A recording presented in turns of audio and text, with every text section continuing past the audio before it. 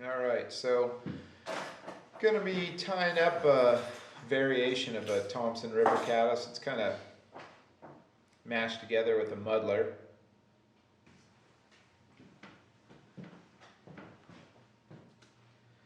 Gonna be using an Ahrex FW531 in a size 8 and the Veevus GSP in a 50 and black. So yeah, just put a thread base on there.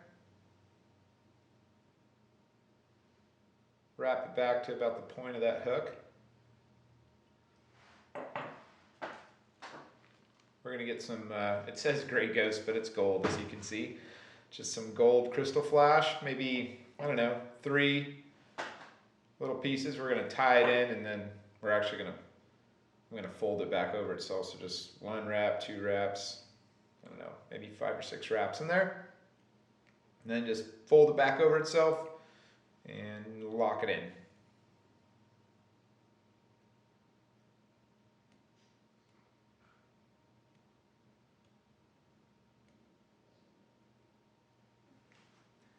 And you can trim the ends to just kind of level them up there. Next up, we are going to add some ultra wire copper, size medium, or the brassy size works as well. That's just kind of what I had laying around today. Just kind of tie a little bit of that tip in there. And then what I do is I fold it back over just to kind of keep the height of those materials the same. You don't want to have like a taper. So that crystal flash had like a little bump, made it a little bit higher. So if you tie the copper wire in and lay it back over itself, it kind of keeps it all even. And then we're just gonna wrap, oh, you know what? I gotta wrap that thread all the way back to the crystal flash. There we go. Now just kind of wrap that copper wire forward.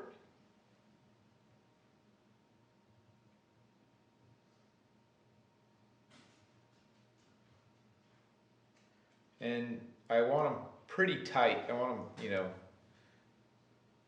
right up against each other. So sometimes you can get your fingernails and kind of just mash those coils so they tighten up on each other. So it's getting a little short. I'm just going to grab my hackle pliers. Just helps it spinning around there. And when you get to the end of that doubled over copper wire, let's see, right about there.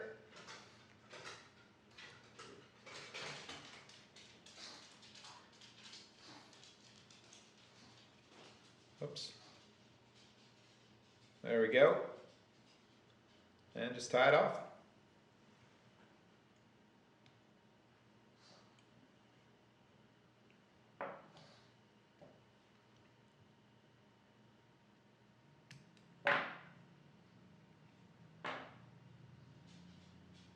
There's always a little piece that you can't trim off, so just kind of mash that down so it doesn't nick your thread or stick out.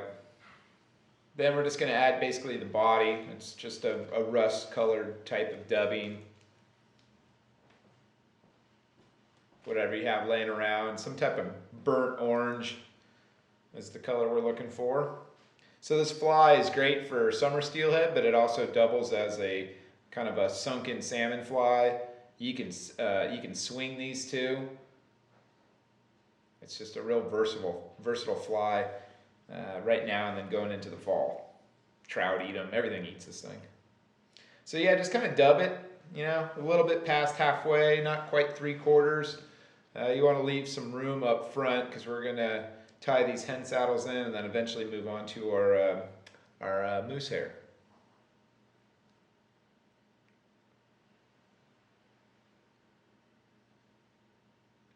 So these ones, you can see I put the feather on one side of the hook and the stem on the other, so they're going to kind of crisscross. It's the same way if you're familiar with tying intruders, how you get those grizzly hackles to kind of prop up. You tie them in across the hook. So if you're looking at it from the top, it starts on one side and goes to the other. So this way I'm going to tie it have that stem towards the camera, and then the actual feather is on my side of that hook. And so it just kind of gives it this little tented wing. And these guys always want to slip out, so I always tie that stem and wrap it back on itself.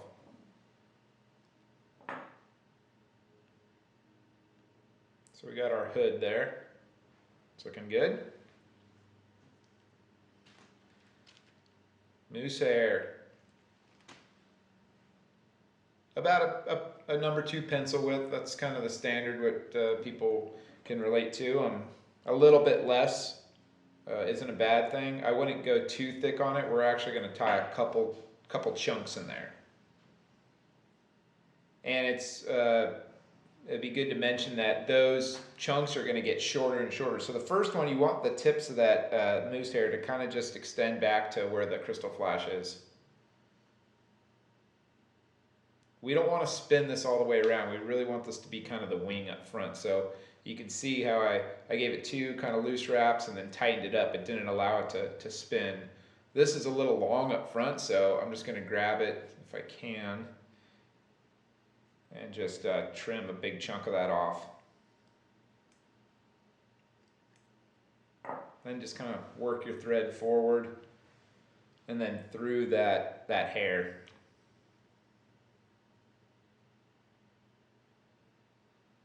And just give it a couple turns on the front there.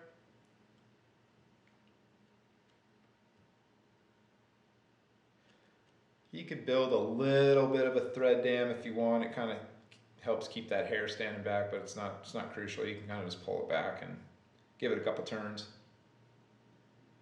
Another chunk of moose hair, a little bit smaller this time, maybe not as much, and a little bit shorter.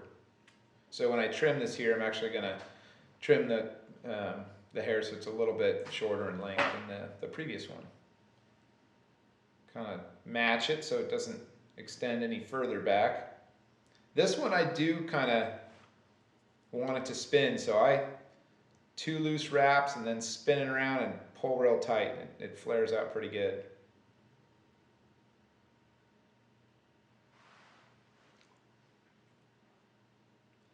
Here you can grab the back of the hook and push, and you can kind of stack that hair. You can see it shifted back a good ways right there. So now we got a little bit of room left in the front there for our final patch of hair.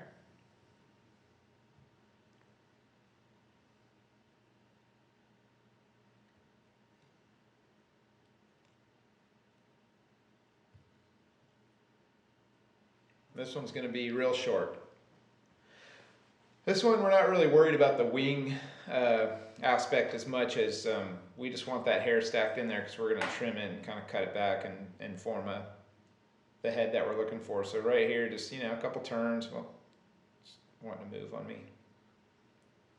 Here you just got to be careful not to trap any of that hair that's stacked prior to it. So again, I just give it a couple turns and pull tight, flares it out.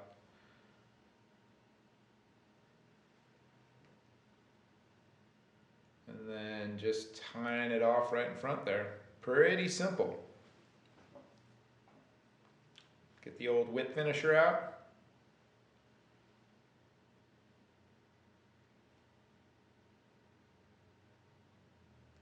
And that's about it. So that's the tying portion, and then basically it's all trimming. So I'm just going to kind of get my vise out of the way here. Got a little bowl down there. And you're trying to form the head to, the best way I explain it is to look kind of like a large stimulator head. So the first part, I just cut it flat actually on the bottom. That's for if it's, when you cast it, it wants to land that side down. I don't want to make like kind of an oval, a circle, or a cone or anything. I want the bottom of that moose hair to be flat. And then I'm just trimming. You're just kind of trying to create a little bit of a taper.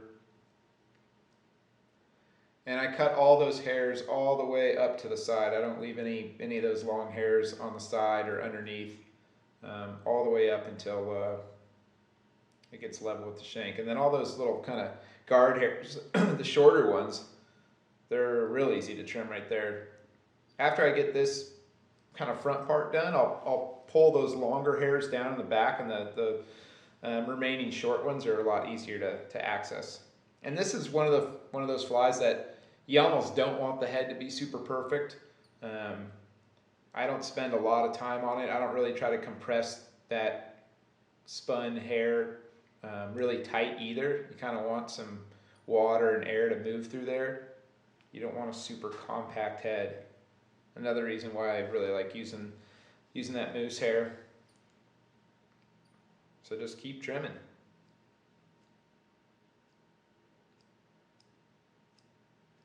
Oops. Well.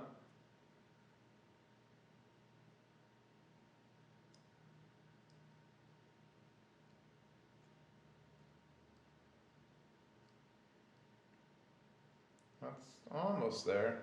So I tied this up the first time a couple of years ago for my Grand Ron season, and they have a really big October caddis hatch out there, usually in the fall, and it worked great. It was awesome takes. You could riffle hitch it or soak it in flagra and skate it.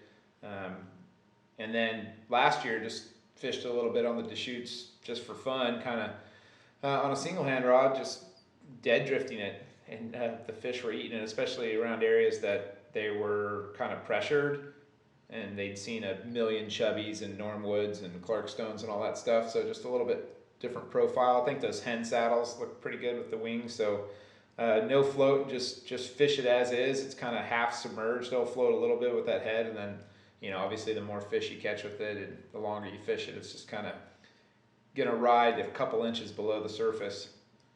Really effective way to get those fish, especially later in the hatch. So yeah, kind of just trimming it. We're basically there. Maybe one or two more little cuts there. You could spend hours on this, but again, like I said, it's not necessary. You really want a sparse wing. You don't want it super thick. So that's why, there you go. That's what I was saying. You can fold that stuff back and see those little hairs right there. You kind of just pluck them up and then snip them off. But you want it really sparse. A little goes a long way with that hair, and in the water it looks really good. But if you have too thick of a wing, it just, I don't know, it doesn't look right in the water. It doesn't ride right.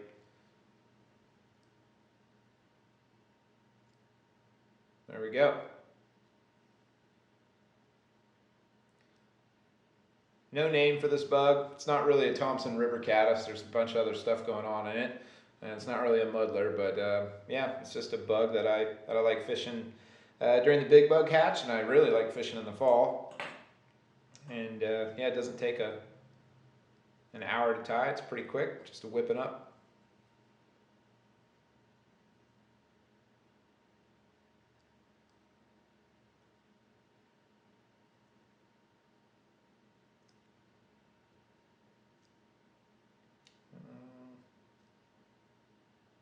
Yeah, and so I think maybe pull out a couple of those really, really long ones that are on the sides. Like I said, you really want this thing sparse. That guy's not gonna, I'll have to cut that guy off. There we go.